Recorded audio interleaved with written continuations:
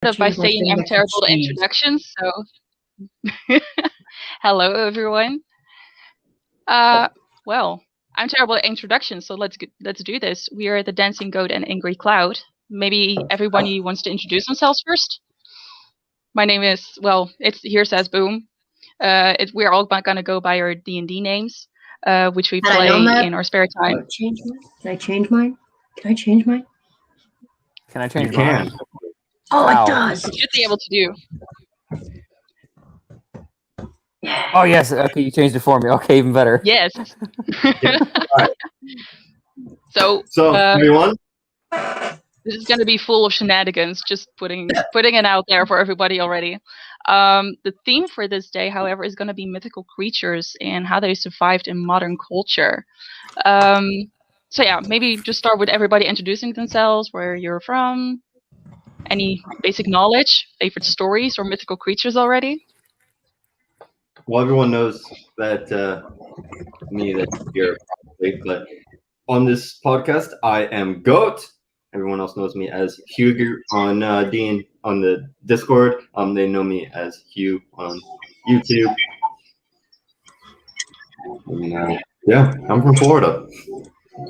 I'm from the swamp. You got that Florida man vibe. Hold on, I don't know if that's a compliment or insult. I hear children. Give me a I moment. love Florida man. Okay. It's I guess since you stepped away, cheese. You want to go and go? Yeah. My name is Cheese. At least on D&D, people on the Discord know me as Tentacle Dictator.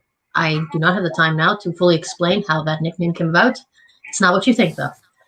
I have a very, very barely passing knowledge of mythical creatures since I only came a Norse Pagan maybe a year ago, just barely.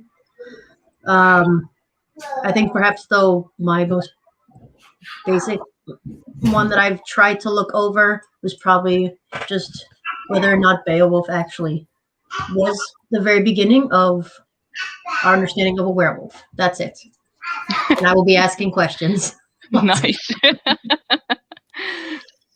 And I am the Angry Cloud. In short, it's D&D campaign because I'm the DM, and is that one god is known as an Angry Cloud, so I have to represent that god right now for the joke.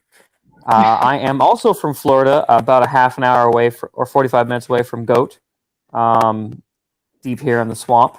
I have only been a Norse pagan since end of November, early December-ish. So my mythology is fairly good in general, but not deeply. I've just always had an interest in it, but never religiously motivated until this year. Nice. Well, I guess coming back to me, I already introduced myself as Boom in the D&D campaign. My real name is Claire, though, but we'll be calling me Boom for this podcast. I am Dutch, so I am the not native English speaker. So if I make any grammar mistakes, sue me. But I basically Don't worry, we're going to absolutely butcher anything that's in Dutch or any of the Nordic languages. I do my best, but I didn't bring my Dutch sources books just because of that reason. I didn't bring them because I know I'm going to butcher the translation.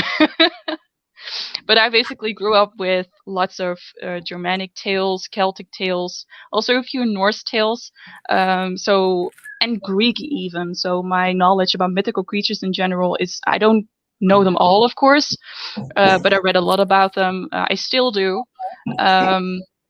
We also have, for instance, a theme park here in the Netherlands called the Efteling, which does a lot of those Germanic tales as well. Basically, everybody here in the south of Netherlands grew up in that park.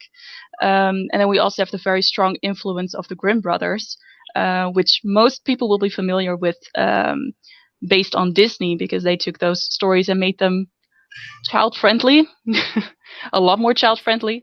But because just like that. Yeah. Very child-friendly. Here they're still changed a little bit because for the happy ending's sake, but they still have that kind of warning in between, because those legends and those tales were actually meant to warn children instead of actually entertain them. So that's a huge difference between them. I do have a small list of mythical creatures, but geez, I already heard you had some questions. Oh, already? I will always have questions. I couldn't even like what I have here was mostly I was reading about dwarves earlier this morning, mostly, and trying to figure out how on earth dwarves and dark elves became separate things. And then I was watching some videos and I realized it might be just Snorri's fault. It pretty might much just be is Snorri's Snorri's fault. fault. It's usually Snorri's fault, but I just have like a whole bunch of notes that are half legible. You can also blame partially Tolkien. I'm gonna say Tolkien because Lord of the Rings invented the modern idea of dwarf. Yeah, that's Yeah. like I'm looking at this like so they were so like dwarfs went by names of like kobolds and goblins and trolls all at once, and I'm like, how on earth did they become very separate things at this point? I Well, have very different ideas of what a troll is and a goblin is and a dwarf is, elf is. Well, it's because of modern conceptions, but like a troll actually just referred to anybody who was like a witch and performed magic. So if you did magic, you were a troll. Basically. Harsh. That's so harsh. Well, in a modern Was pop that culture, if you necessarily- think about a witch, witches don't generally look very pretty. Yeah, they do honestly look like human trolls. At least Exactly. based on like Wizard of Oz, which started it. Hello, puppy. There's a puppy off screen. The angry cloud. You were going to say something? He's a dog.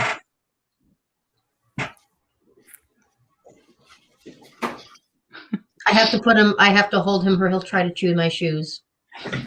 Oh. Unfortunately, the cats aren't near me, so I can't put a cat in screen right now. My cat would not allow me to pick him up long enough. Hello, yes, I love you so much. I lock mine outside of the room for a very good reason. Kitty!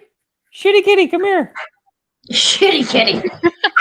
Once again, this podcast is going to be full of shenanigans, Oh. so Yeah, I can't say a lot of this though. intermissions.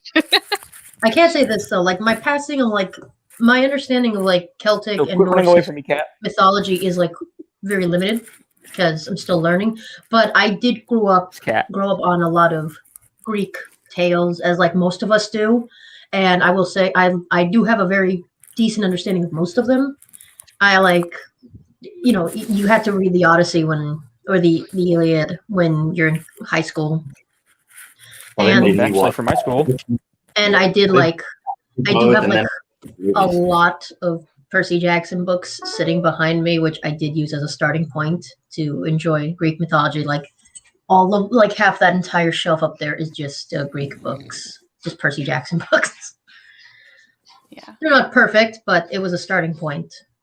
Yeah, talking about mythological creatures, the Greeks have so much interesting creatures, like half human, half animal, but also half different animals, or a lot of animals mixed together as well.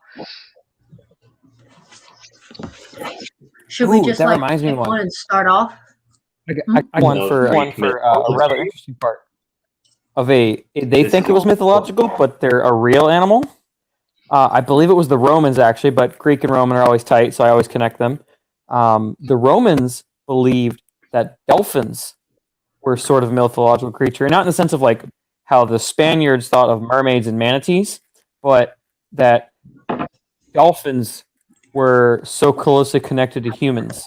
And at least one story, some human criminals turned into dolphins. And there was a famous story of when one dolphin essentially became a viral meme, and it caused so much tourism to the community that the imperial government had to decide to kill the dolphin so that it wouldn't essentially crush the town under the weight Wow. of fresh tourism that it was completely unprepared for. Oh my. Damn.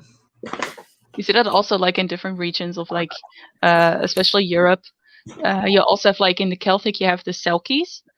Yes. I know yes, which are have a very interesting myth. I mean, I'm referring a lot of myths, by the way, from this book, The Treasury of Irish Fairy and Folktales.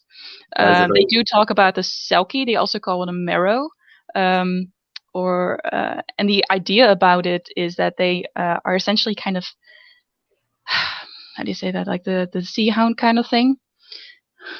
There's my Dutch coming up. A seal. Yeah, seals. Seals. Yeah, they're usually like a good bunch of seals. Exactly. And they would actually come to land during certain nights, and they would basically take off their coat or their skin, and they would turn human.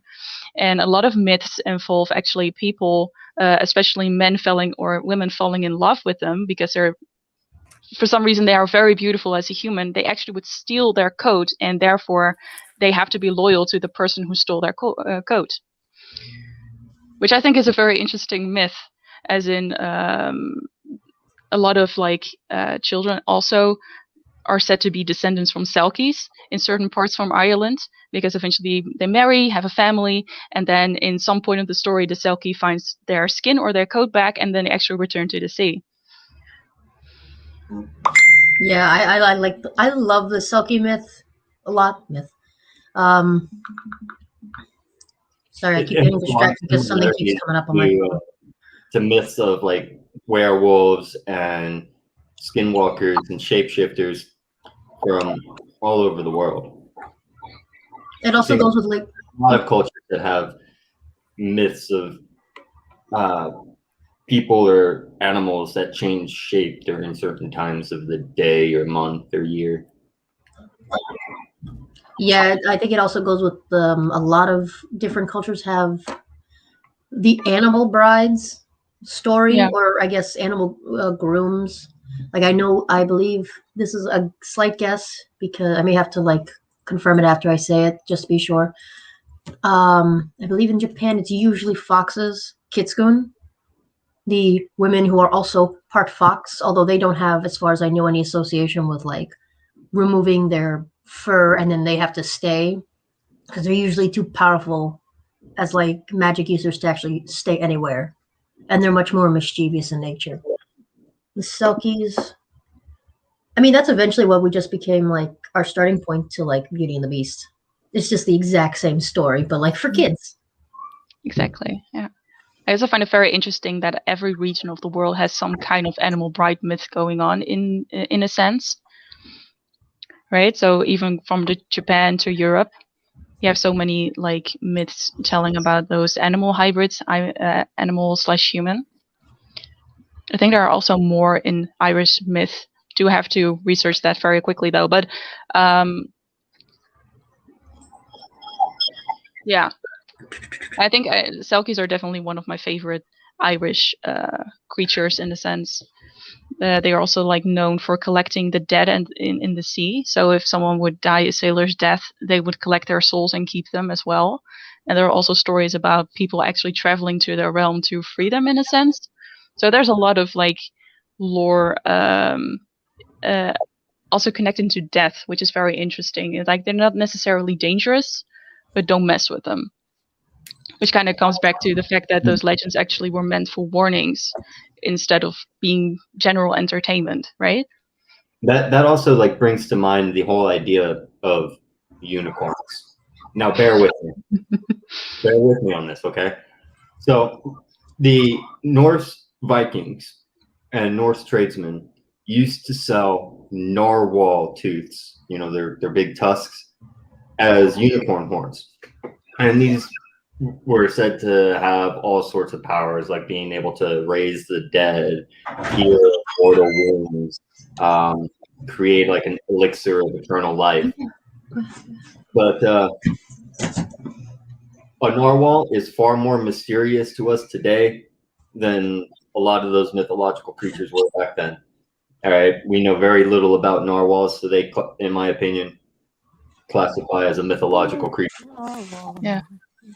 Now, I was lucky to see narwhals at an aquarium when I was a child. You will not see narwhals in aquariums ever again because they don't do well in captivity. They die pretty quickly. Yeah. Seriously, they used to take these narwhals' tusks and sell them as unicorn horns. And that's how we now today have this idea that the unicorn horn was this long spiraled horn, because the narwhal tusk grows in a spiral shape counterclockwise. For the longest time, I actually believed that even narwhals weren't real. I even thought they were just myth. Until I actually saw something on Natural Geographic actually showing them, and my mind was blown. That narwhals weren't real? I actually thought that. Dang. They were like in a movie. I don't know. Remember that movie? And they were showing narwhals, and everything in that movie was. What movie was it again? I don't know. But everything was like mythological, and everything was based on myth, and also narwhals would show up. And then I was like, well, they have to be myth, right? Because everything else is myth. And then I discovered they weren't. Mhm. I think a dragon stumbled into our stream. Hello. Indeed, I did.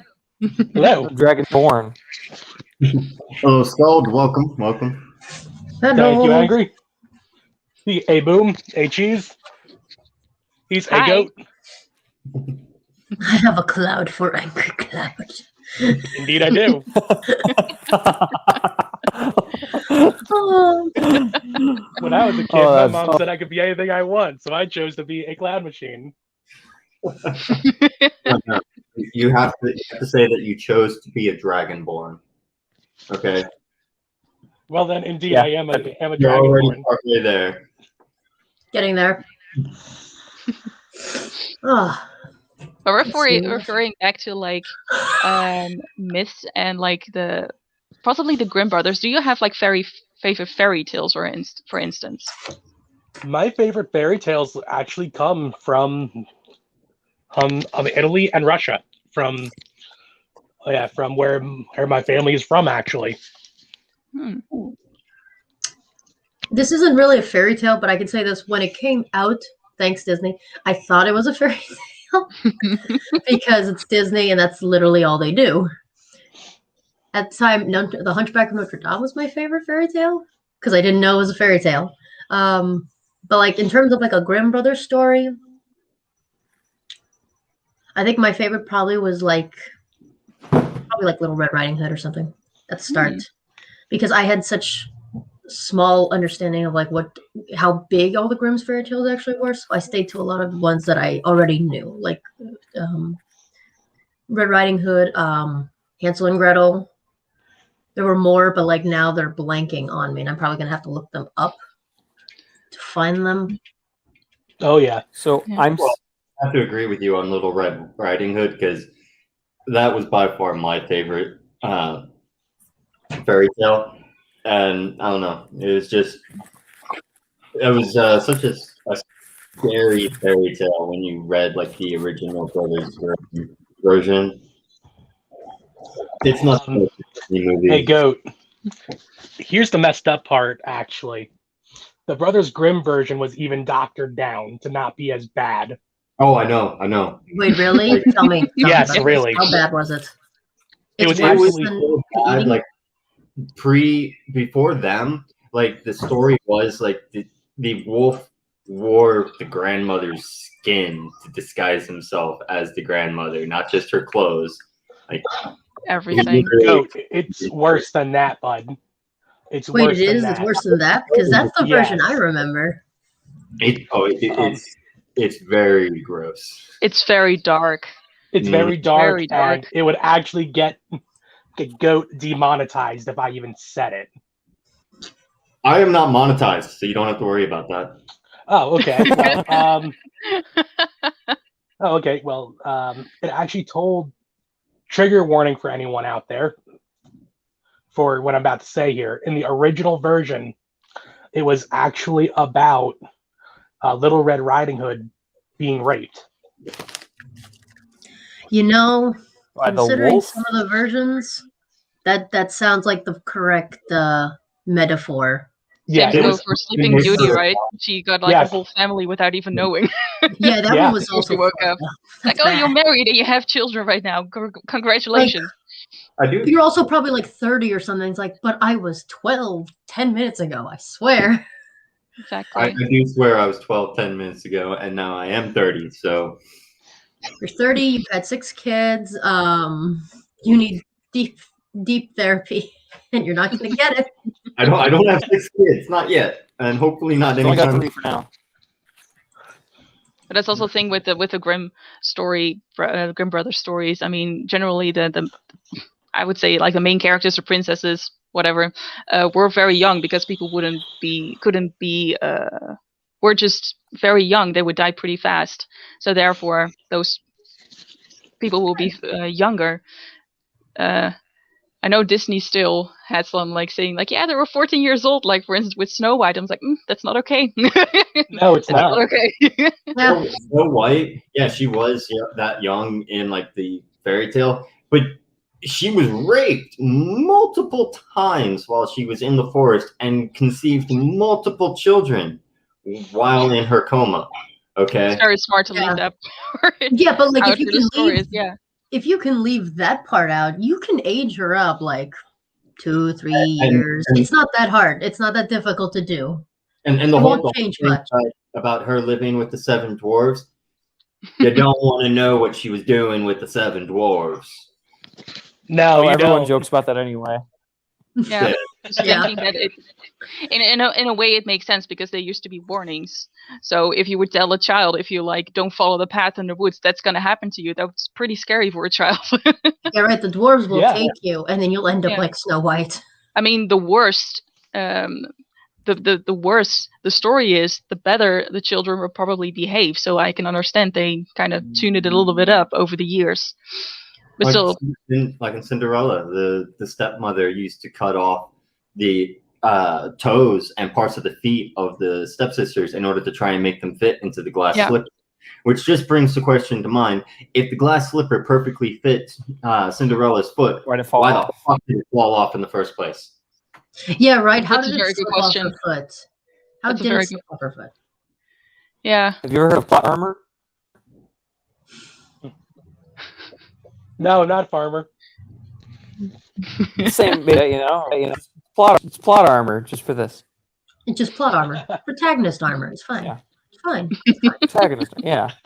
Hey man, this isn't Star Wars. Every It doesn't single have to character- be Star Wars. It can be anything. Plot Anyway. armor is always powerful. There's always power in that. I think there was another similar one, and correct me if I'm wrong. Didn't in the original Beauty and the Beast, however old the original actual story was, at the very end, if I remember correctly, doesn't she have doesn't Belle technically have sisters or terrible? Am I no, correct on this? I'm looking through this. I think you are thinking of something else there. I think the I'm original not sure was that she Top of my head. See if I can pull up the original fairy tale, that French fairy tale, and see if I can pull that up. really just to testing my confirm this. knowledge here. I'm going to just go confirm that. Where's the plot? So, while she's looking that up, I want to bring up modern folklore, a piece of modern folklore that is native to the United States. Something that the rest of us might know about, but boom, you probably don't. And No, Shut up! Oh, whoa! I'm sorry about that. I'm so sorry about that. I hope nobody's ears got pierced. I wasn't. Hang on, I'm gonna turn this thing up. Yes, it's a test. Thanks. Awesome. That test tried to deaf me. All right. So in the United States, we have stories of the Bunny Man. Now, this is something that Someone is triggered. They're like Bunny Man. Bunny man, tell me more about it. What, you said Bunny? There, Loki has a hold on. Spawns of Loki have escaped. The Lokians are here. Bunny man has to wait. Nope. Maddie's doing something. We gotta go fix it.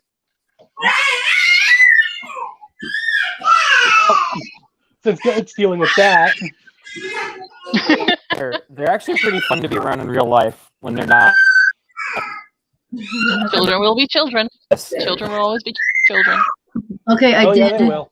I did find it. Okay, I did find it. So in the original story, in the original French fairy tale, she actually there's actually 12 children. There's 6 sons and 6 daughters, and Beauty is the youngest of them. And she's considered, of course, she's the one that's pure and good and awesome. And her older sisters are all trash. And by the end, not in the like original one, but there was a second version that came right after. And in that version, at the very end, there's only 3 boys and 3 girls in that one, the whole thing.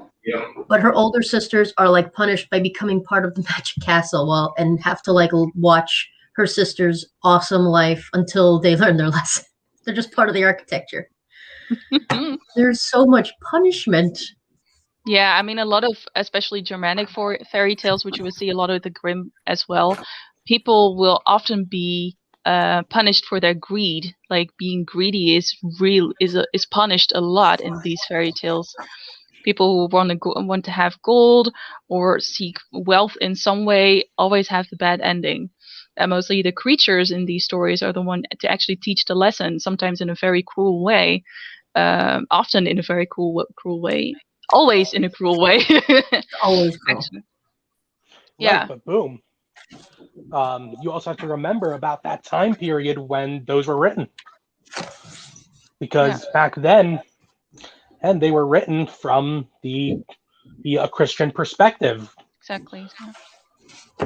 The Grimm brothers, I think the original book came out in the 1800s, and they're basically the stories they wrote down were passed through oral tradition, so nothing was written down until they decided to travel around Germany and Denmark, I believe. I know Germany for sure, but I don't know if Denmark is also involved there. I think it is for the Little Mermaid, though. The Little Mermaid is actually Danish. But yeah, it happened around the 1800s, so probably a lot changed during that time. So probably those stories were really old, maybe even pre-Christian old, but based on oral tradition, they kind of morphed into what we know now as the Grimm brothers stories and those general fairy tales. So maybe they were way crueler, or way more different than we know now.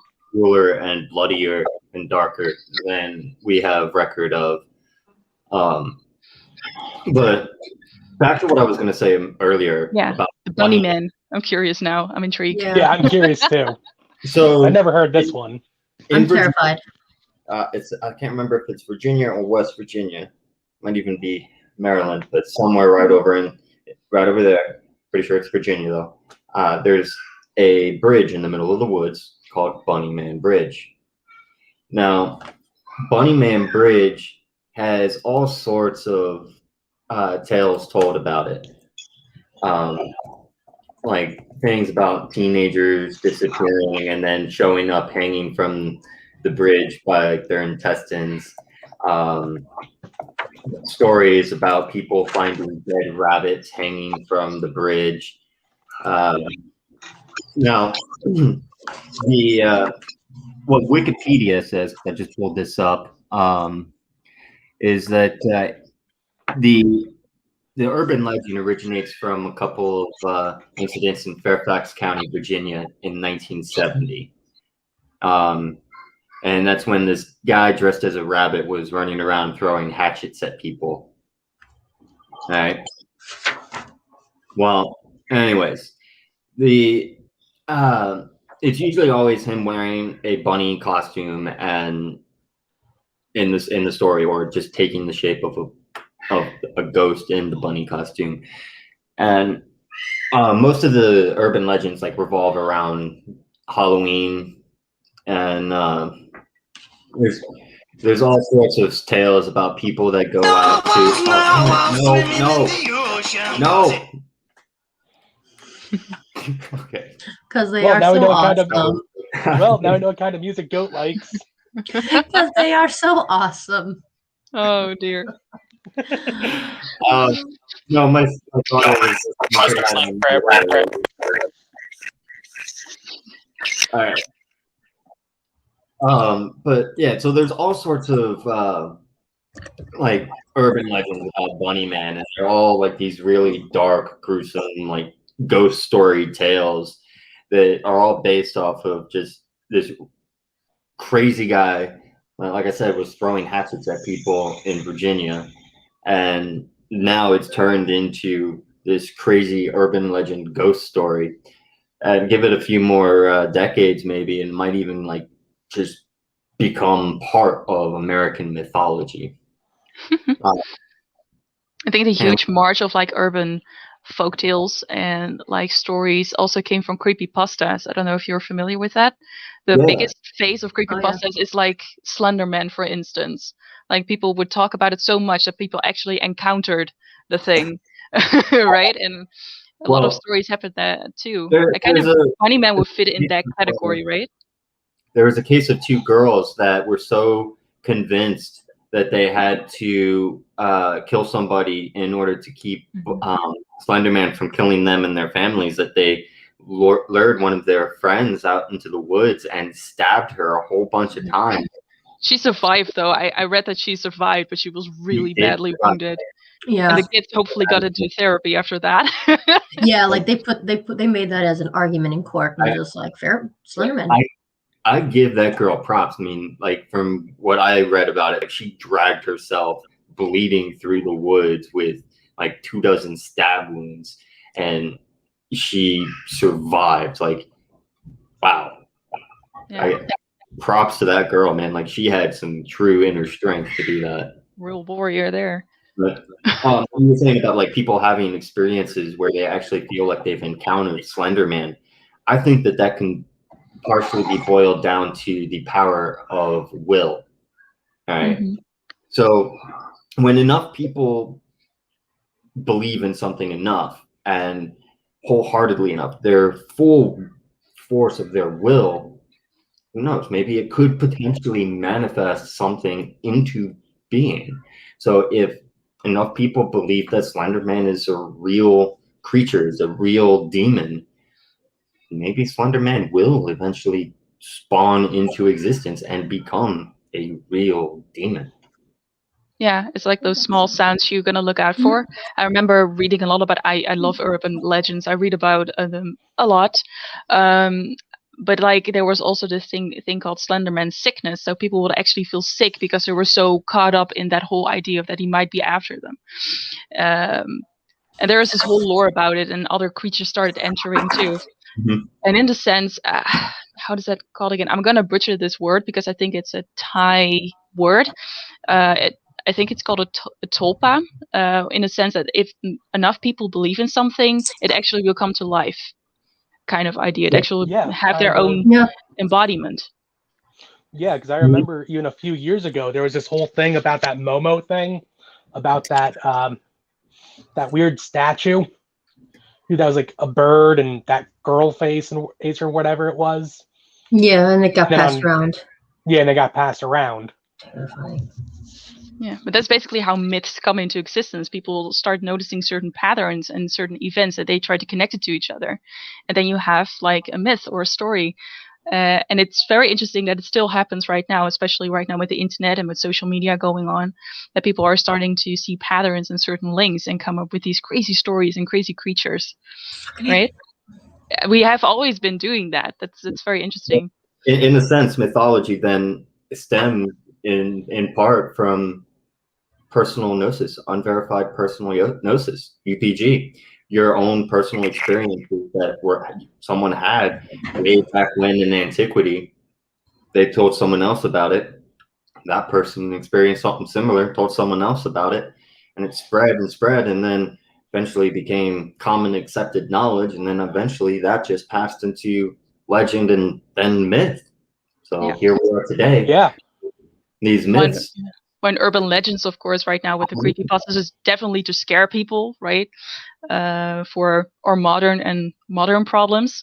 But thinking back in the times where like the Grimm brothers and other myths like Norse pagan myths, Greek myths, Celtic myths had basically the same idea. And since we do not have to worry about the things they worried about that much, it became more to us. We started seeing it in a different way. And in some cases, it became entertainment, of course, but also turning it into a different kind of energy we have. Just thinking about what we as Norse pagans experience, like with the gods. People used to be terrified of Thor, for instance. They would ward their houses off. They would have like thunder flowers on their roof in case he would strike. But right now, we associate Thor more as a fatherly figure, right? A protector of the human in the good way. While in the old ways, you were like, oh shit, Thor's coming. If I'm going to have some thunder on my house, I'm going to have a big problem. And now that, okay, if thunder strikes your house, not that big of a problem, right? Not as much as that it used to be, but also you see that kind of morphing into a different meaning. There's still the same patterns, but it's just based on what we as humans right now experience and seem as like bad experiences, and turning it into good ones. That's actually a great way to explain how myth changes over time. And like bringing up Thor is a great example because, like, yeah, he really was more of a feared god way back when, and now he's more of a beloved fatherly type figure to a majority of people. He's either a fatherly figure or like the older brother kind of figure. So it's definitely a big change in perception of who he is and from what people saw him as 1,000 years ago. Right. I think also a great example is from something you see in different European lore, is what most commonly is known as banshee, but here in the Netherlands we use, or Germania, technically, we used to have the white women, and they would normally come with ravens, and actually that was a bad omen because they thought someone was going to die. Well, if you now right now you would see the white women or a raven, for example, you would probably associate them with Odin or the Norns, which is actually bringing wisdom instead of death. And yeah, right? back in the day, ravens were omens of death because they were commonly seen on the battlefield.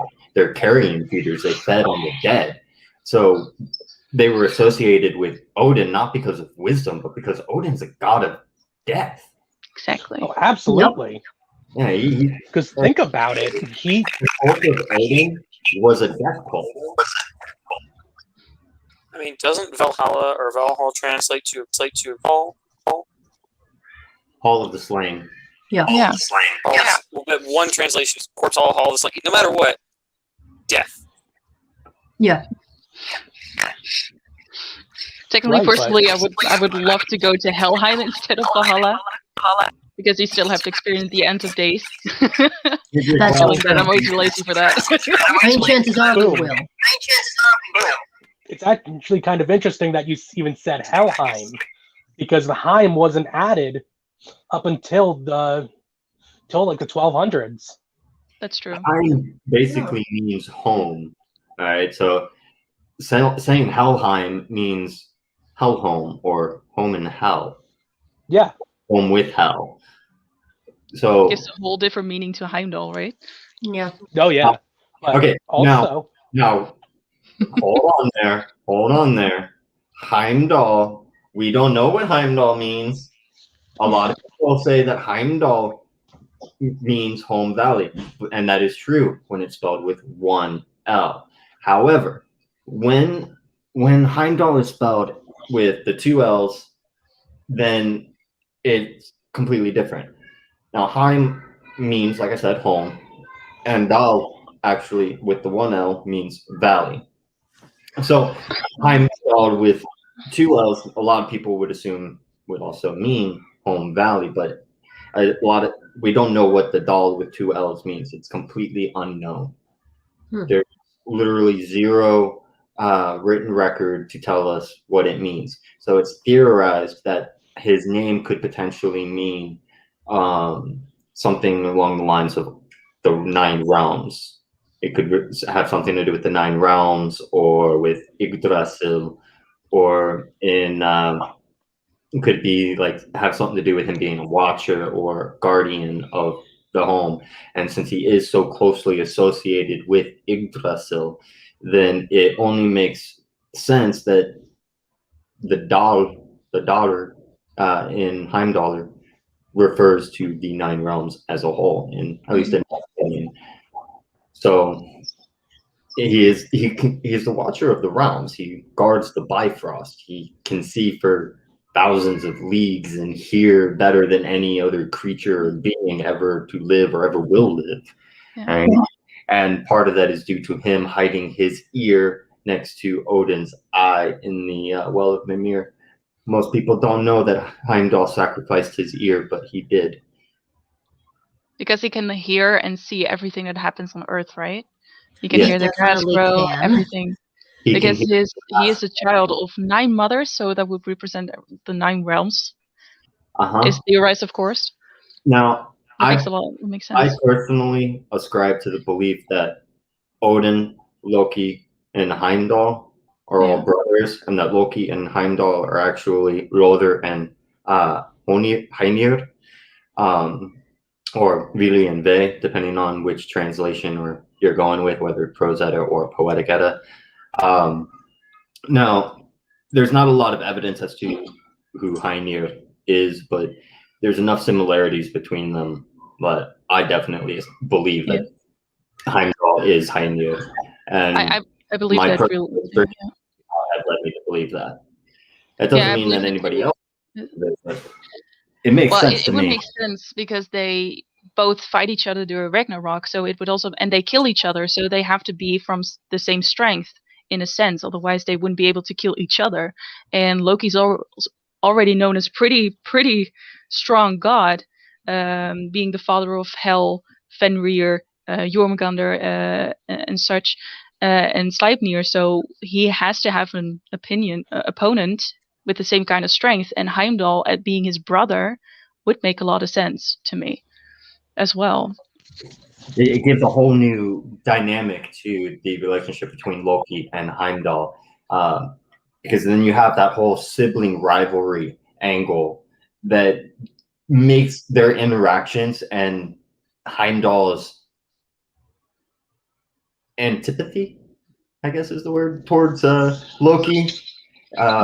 It makes it make more sense as to why they don't get along, because all evidence points to they really shouldn't have that big of a problem with each other.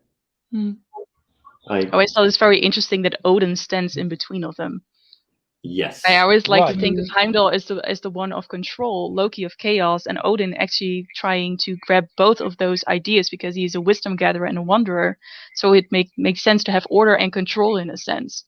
And being closer to Heimdall, of course, because he more leans towards that control instead of being the chaos. Yet he accepts the chaos in his life because he knows it's in some ways necessary if he kind of likes the outcome, of course. What we see with Baldur's death.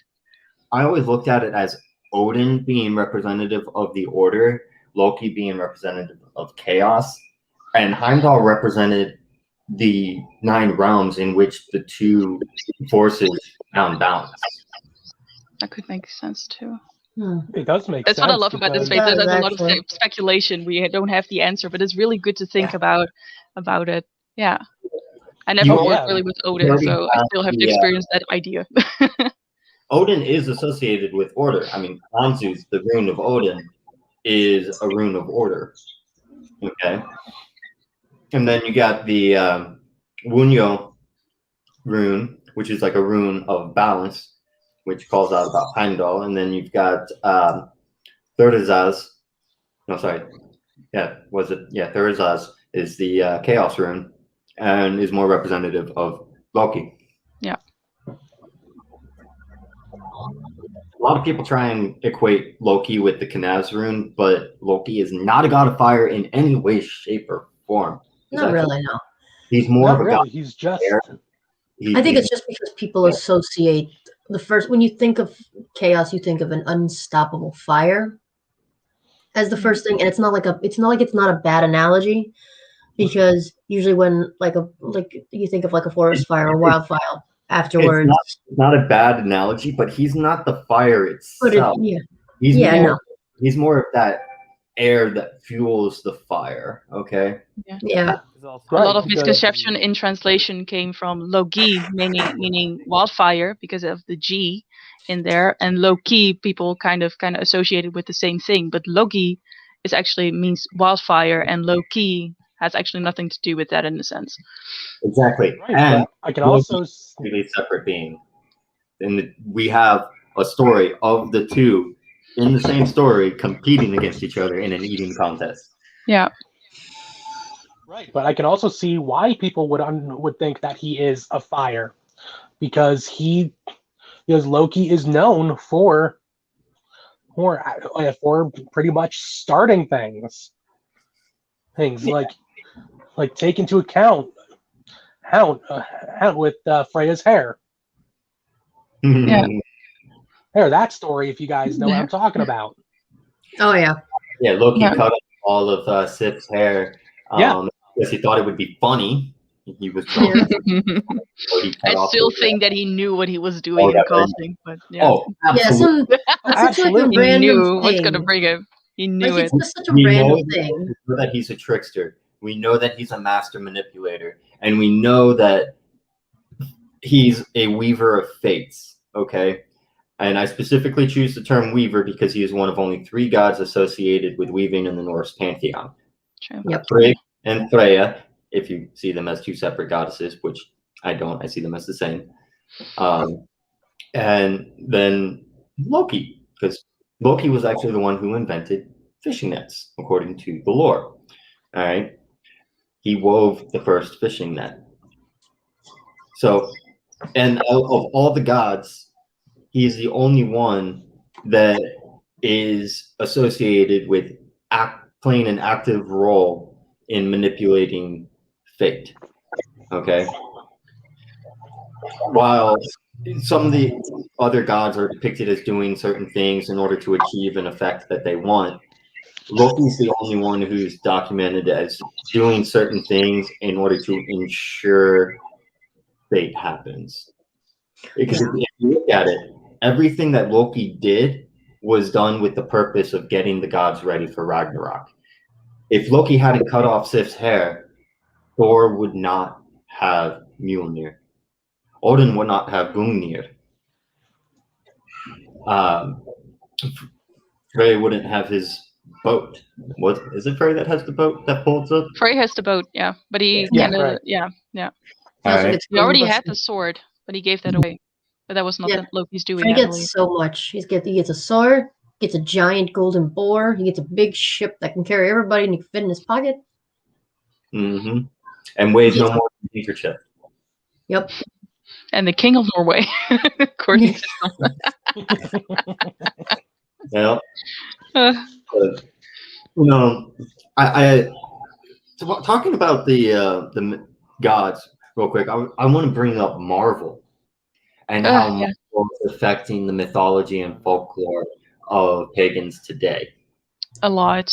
A lot. It actually consider- slowed really me is. down finding that Loki was Loki. I mean, they got the kind of the characterization right. I mean, he has that whole Yes. being the outcast idea, but yeah, I think the colors throw a lot of people off. Him being an ice Jotun as well, not having anything to do with Orch. I mean, he's not technically a fire Jotun, but if you were to choose an element for him, it would more be fire than ice, I would believe, because he moves things instead of making things stand still. And Well- just being the kid of Thor, the kid of Odin, and the brother to Thor. That was the one that probably I was like, okay, it's a karmic, it's not gonna be that realistic, but like I'm not gonna deny that was the one thing that I was actually quite confused when I started this path. I was like, they're not brothers? They're not? We're sure? No, No, they are blood brothers, but not biological brothers. I I was actually like, oh. disagree with that. Because, like I said earlier, from my own research, I found that Loki and Heimdall basically are Lothar and Heimir, who are stated as definitively Odin's brothers. Now, Loki is said to have a brother named Helblindi. Helblindi is a name of Odin. Odin is the only person in the mythology that goes by Helblindi, and anytime that word is used, it is explicitly about Odin. Okay.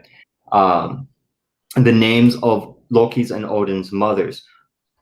Odin's mother was Besla, and Loki's mother is supposedly Laufey.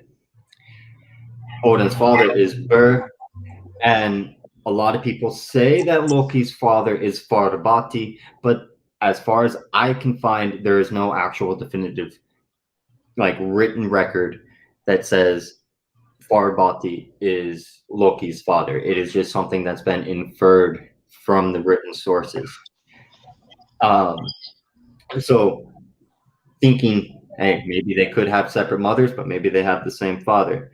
Just like Heimdall has 9 mothers, maybe Bestla and Laufey are 2 of them. We don't know. We really don't know. Bestla Yeah, both we refer don't. to 3. Laufey means leafy, and Bestla basically means bark or barky, like the bark on the skin. Cut lots of bark. So there's definitely some similarities in what their names are describing, and so I think it's more than that. Their brotherhood is more than just that they're literally blood brothers. They also did have something happen that caused them to take that oath. And part of me believes that is because Odin witnessed some things when he was experiencing visions, when he sacrificed himself to himself, or possibly he gained some wisdom about the future when he sacrificed his eye for knowledge. Yeah, definitely think that I believe that the information actually comes from Mimir as well. It would make sense because it's like, where are my 2 brothers and such, and then it's never answered. Yet Odin got the answer, but it's just never written down what the answer was. So I think that's that hidden part that he actually says that. I believe Loki has hidden a piece of himself at the well as well, but I don't know what part of him he left behind. Okay, Odin sacrificed his eye. Heimdall sacrificed his ear. Part of me wants to say maybe he sacrificed his tongue. I think so. I mean, he also had the myth where his mouth is sewed up. He did have his mouth sewn shut, but he talks too much to have sacrificed his tongue. So But that's the thing. I mean, he is very good with like talking out of things. That's basically his power, right? Because he's the god of mischief as well. He is a good ventriloquist. He can very easily manipulate where his voice is coming from. So who knows? Maybe he can talk without a tongue. That would make a lot of sense. Yeah. I really Maybe like this theory. Yeah, right? I like that theory too. I'm going to add that to my own personal UPG. There's like a whole different meaning to the don't hear, don't see, don't speak kind of thing, if I'm saying that in the correct order. Well, Yeah, hear Those no are 3 evil, senses. speak no evil. Yeah, that evil. actually could be a representation of it all, because think about it. Odin sacrificed his eye. Heimdall sacrificed his ear. So Loki could have sacrificed his tongue. What's left? I mean, his tongue. nose doesn't make sense, so it has to be somewhere in the other area. Exactly. Be the tongue. Plus, if his mouth is sewn shut, no one's going to know. Yeah, because maybe they know, because there is where his powers come from. Yeah. If it's sewn shut, they basically kind of knock him prone. Oh yeah. And because he was very pissed about that. I think we just stumbled upon a new piece of UPG for us. You gotta love when you get a group of pagans together and they just start talking about random things they discovered. That's what it's all about. I love how it also where the started. best conversations come from.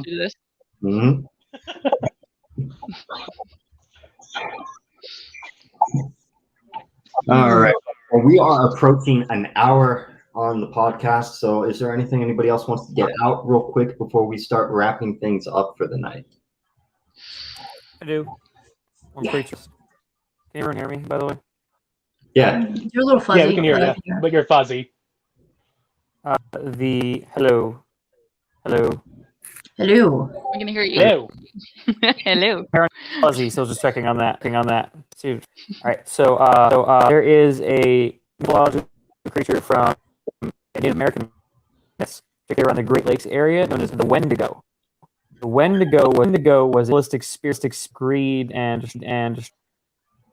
Now the myth was always present, but it became more and more prevalent as white settlers moved in, mostly because these people were being moved off the lands and now hunger, but and also the Wendigos themselves became far more demonic, if you will, to describe it. There are a couple around it. I remember hearing about this through one where basically one man invested trying to figure out who the Wendigo they could take them down, taking down a whole family of them. I think it was like one man, 9 sons, and his wife and daughters.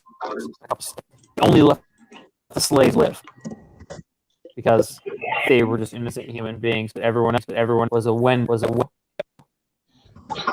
who was eating countless numbers of people. It's not heard how many exactly, and causing all sorts of trouble in the region.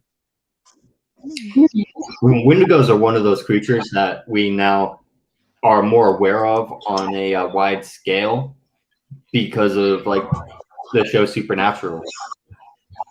They even have once Yeah. someone actually reading about it that they actually thought it had a lot of similarities to werewolf, basically calling the Wendigo a naked werewolf because it had so much similar traits, yet it's in a different region.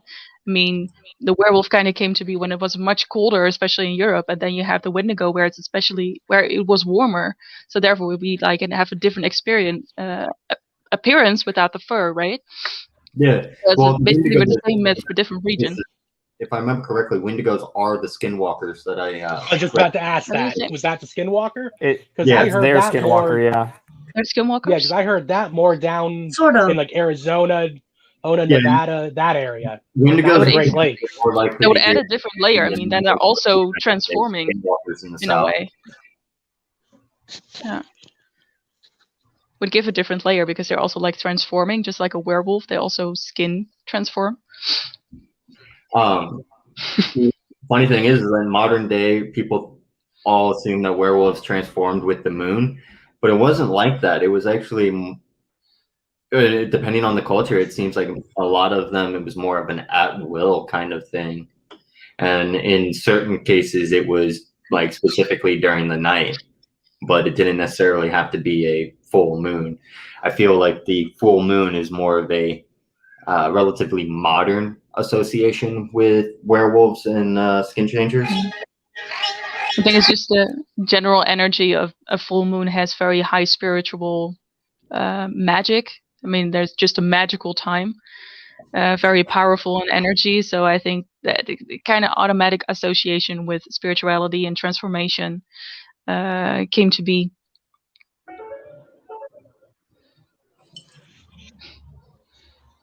We've been talking for almost an hour. Wow. Yeah, I didn't even Yeah, notice we it had been that short. I thought it had only been like 30 minutes. Oh. Yeah, I Um, thought it was 58 like only like almost. 10. almost. We're just starting. We're just warming up here. Yeah, I know, we right? keep going. In terms of Well, like, hey, at least this like warms us up for the D&D game. yeah, right. Yeah. At least gonna in play some terms of D&D like after. the Wendigo, I always thought, and maybe it's just because slightly more modern history has probably changed the way we perceive it, but the Wendigo as a symbol more of like, in a sense, like greed, the other side of greed, which is the cannibalism, because it always felt like this very big way to teach like things you're not supposed to do. Like everyone agreed you're not supposed to eat other people. Right. Well, I know geez, good Most. and like yeah, like we know like medically it does terrible things to like your brain and a whole bunch of stuff eating human flesh, at least when we eat it. But that could easily be like a very spiritual way of trying to explain what happens when you eat human meat, because in some of the stories it's like you eat the human meat and then you turn into a Wendigo, which maybe might be part of the reason why it's also associated as a skinwalker, because you just transform into the Wendigo. Wouldn't be surprised if part of the rest of you is still stuck in there. You just kind of encapsulate well, it. this is something I can actually speak on because my girlfriend, she is actually a member of that tribe where they actually believe that. Really?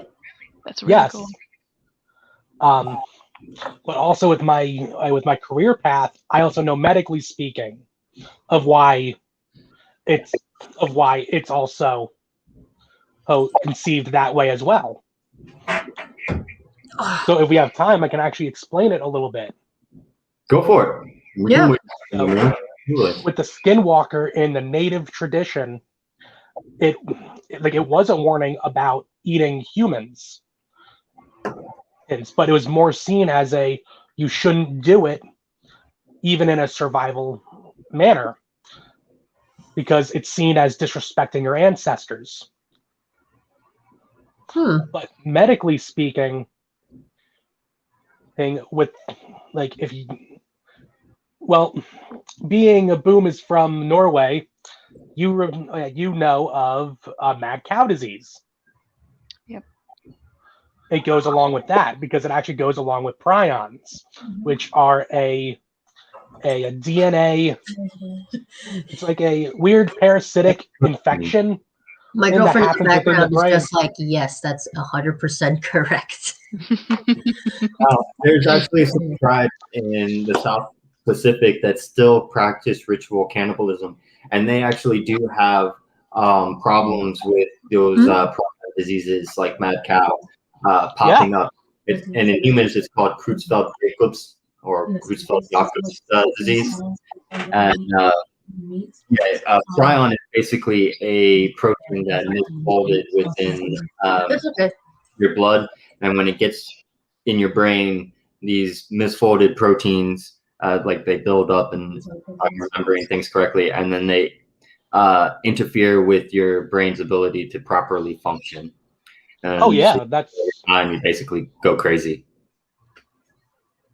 Also kind of feels similar to the werewolf myth because werewolves were generally outcasts from like villages or cities, and they would basically become wild people, and they had to survive on like cattle, but also humans because they already hated the people, so why not eat them if they were hungry? Kind of idea.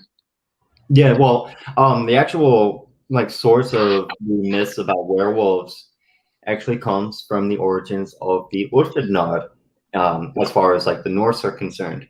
Okay, because the Ulfidnar were originally not an elite band of warriors.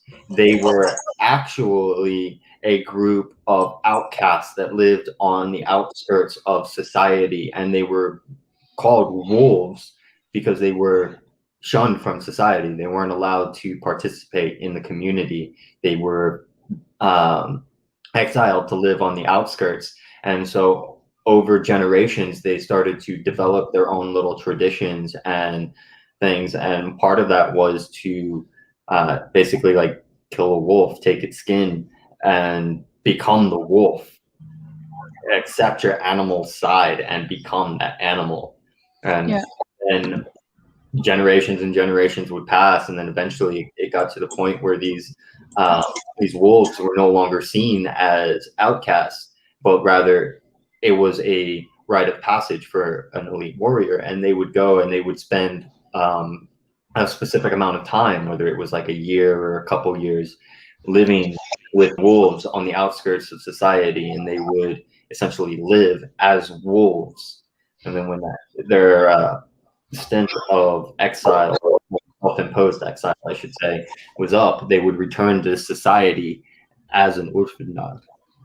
Talking about connecting with your Fylgja, jeez. And does partially tie into Fylgja. Yeah. Yeah, I found it. I mean, your Fylgja is your ancestor. Yeah. Hmm. All right. Well, is that enough shenanigans for the podcast, do you think? It's pretty interesting. The moment we started talking about Loki and the gods, the shenanigans kind of worn off. Yeah, right? You'd think it would have gotten worse, but I get maybe Loki's just like, no, you're gonna talk about me. Oh, he loves the attention. He's such an attention whore. Unbelievable. I'll stop the shenanigans. Y'all are gonna talk about me. I want to hear it.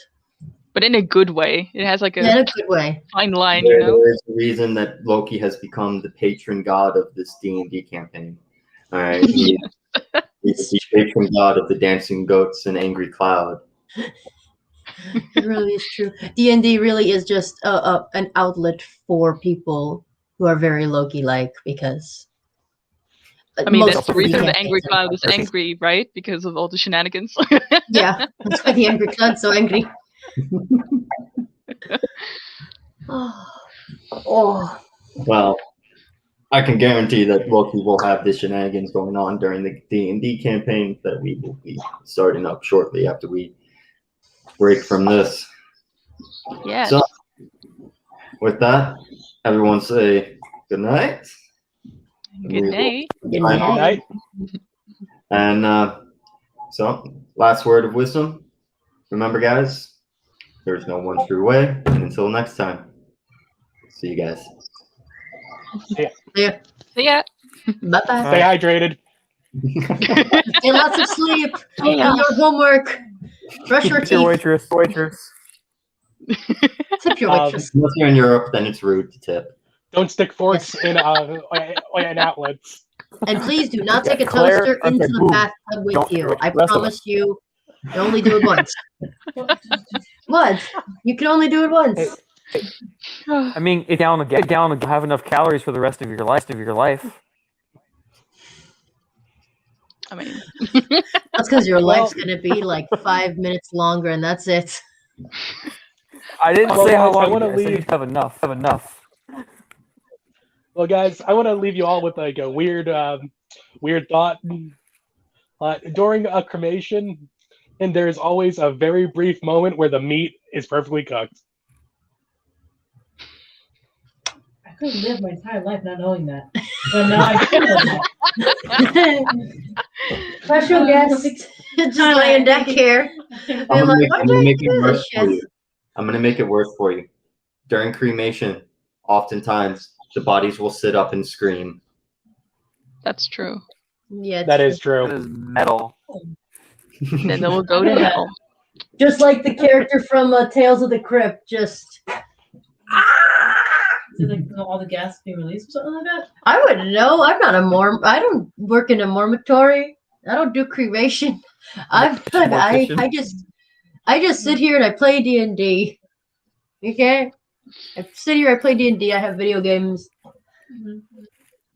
Okay, cool. I'm I gonna have a coworker who used to work at a funeral home. I'm gonna ask her about that day when I get the chance. Yeah. All right. Oh. I guess we go. Let's call it 4 or 5 minute break. Just pop back the D&D server and start from there. Sounds We're good. still live though.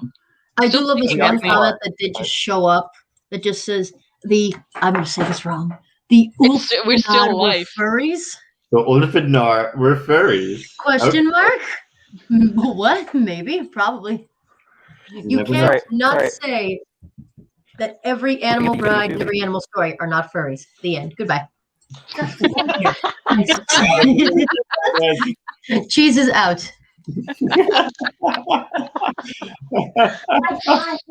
All right, no, Oh, we are going to leave it with that. All right, All right. bye. Perfect.